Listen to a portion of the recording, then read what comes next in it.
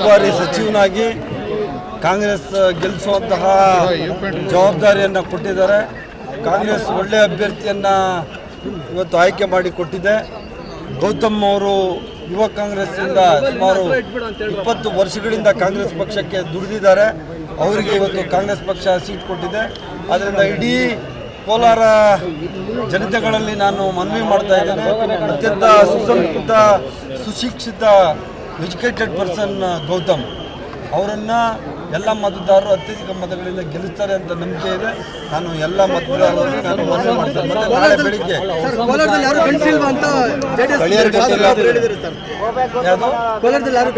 ಆಯಿತು ಕಳಿಸ್ತಾರೆ. ಮಾನ್ಯ ಮುನ್ಸ್ವಾಮಿ ಅವ್ರನ್ನ ಕೋಲಾರದಲ್ಲಿ ತಗೊಬಂದು ನಮ್ಮ ಕಾನ್ಸ್ಟಿಟ್ಯೂನ್ಸಿ ಮಾದೇವಪುರ ಅವಾಗ MP ಮಾಡಿದ್ರಲ್ಲ, ಅದೇನು ಅವಾಗ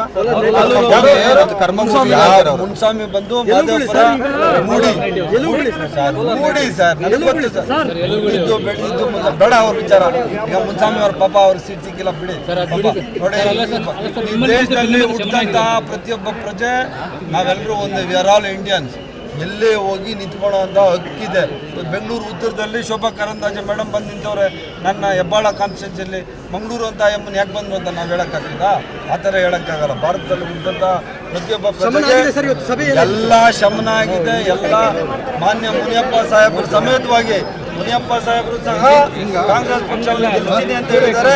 ಮುನಿಯಪ್ಪ ಸಾಹೇಬರ ಆಶೀರ್ವಾದದಿಂದ ಮಾಡ್ತೀವಿ. ರಾಹುಲ್ ಗಾಂಧಿ ಅವ್ರ ಪ್ರೋಗ್ರಾಮ್ ಯಾವಾಗಿದೆ ಸರ್ ಕೋಲಾರ್ಗೆ? ಇನ್ನೂ ಫಿಕ್ಸ್ ಮಾಡಿಲ್ಲ, ನಾವು ಇನ್ನೂ ಫಿಕ್ಸ್ ಮಾಡಿಲ್ಲ.